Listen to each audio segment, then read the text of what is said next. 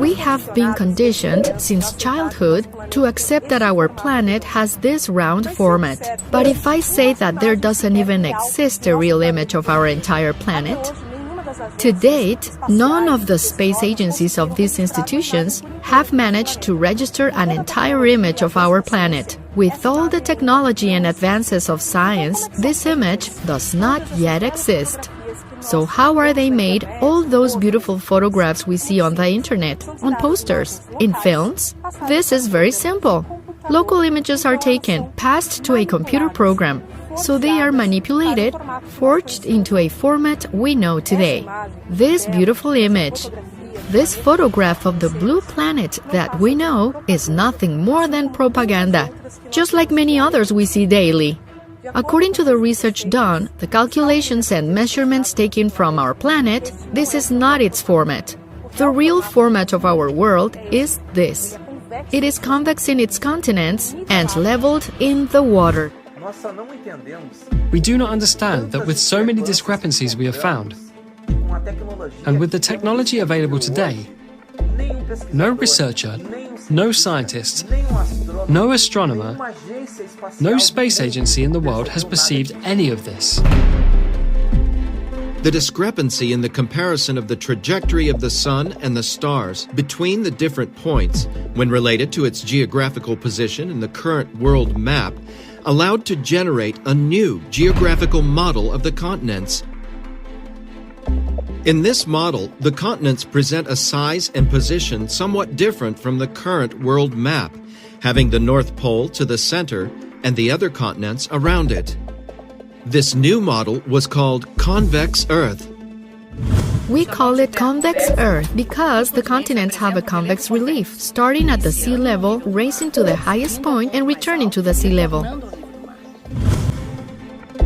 During the surveys, strong evidence emerged of the existence of a new continent.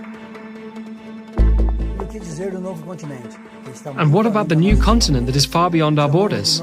We call it the Greater North. For those who are here in South America, heading north, so we call it the Greater North. With the help of Navy and Air Force officers, we were able to trace logistics towards the Greater North, towards Siberia, towards Russia. There were several factors that led us to perceive the existence of the new continent. With the launch of several atmospheric probes, equipped with cameras and other equipment, we were able to identify a territorial mass that is not included in our maps. It is not part of our current cartography. And, analyzing the images, mainly of the probes, we realized that it is part of a new continent, behind an immense layer of ice.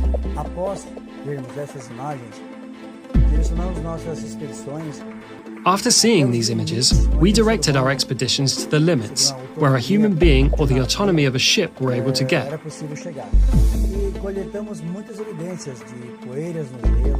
And we collected many evidences of dust on the ice, pollen, and other evidences that really brought us to the certainty of the evidence of this new continent.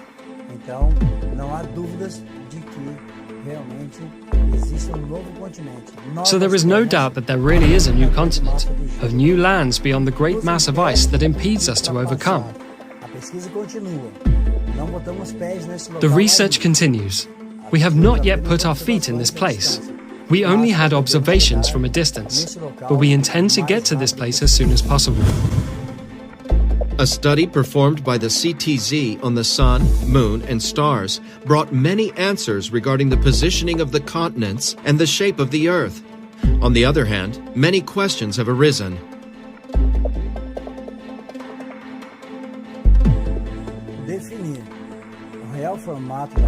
Defining the real shape of the Earth was no easy task. But during research, we realized that the most difficult was yet to come.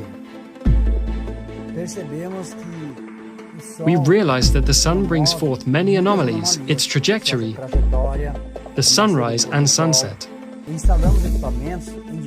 We installed equipment in several countries in different parts of the planet. And all these equipments recorded different situations, anomalies that made us think,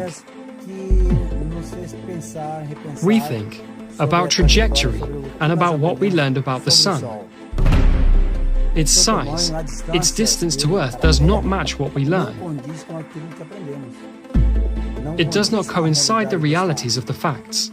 It is an anomalous trajectory, totally different.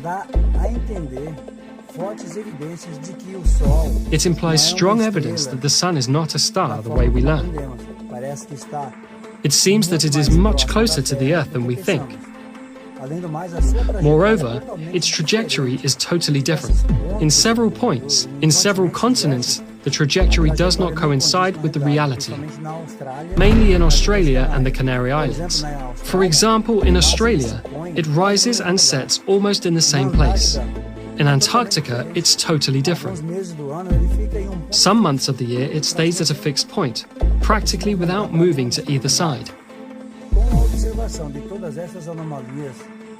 By observing all these anomalies around the world, we realize that there is a possibility that the solar system is totally different from what we have learned. It might not even exist. During these observations on the Sun, we noticed that the Moon has also a different behavior. Its trajectory is very similar to that of the Sun, and its size is also completely atypical. The impression we have of the Moon is that its size varies greatly, or its distance from the Earth varies greatly during its 28-day trajectory. There are days that it is closer, another more distant. It is as if its elliptic were totally within a different system of space out there, as if it were another reality. And because of the various anomalies observed in the Sun, the Moon and the stars, we determined that the Earth doesn't spin. It does not have the spinning motion. We can consider a gentle wobble or a gentle tilt. But sure, the land does not spin. It is motionless. The mystery surrounding the Sun is so complex that we will continue our studies. We will continue to research because it is in our interest to unravel the mystery that surrounds our star.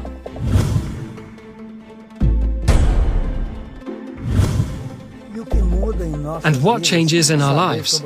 Knowing the real model of the Earth changes everything.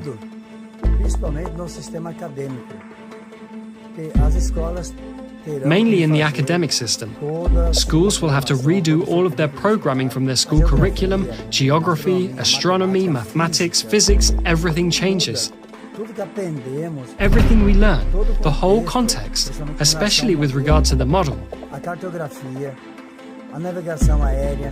Cartography, air navigation, maritime, fuel economy, military strategies, meteorology, climate issues, all of that changes.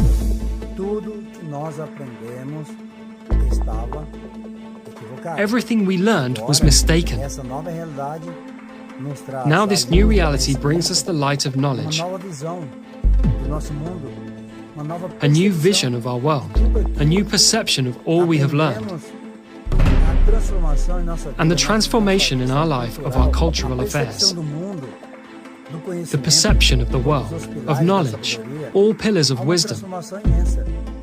There is an immense transformation for all people without exception, so surely a change for the better.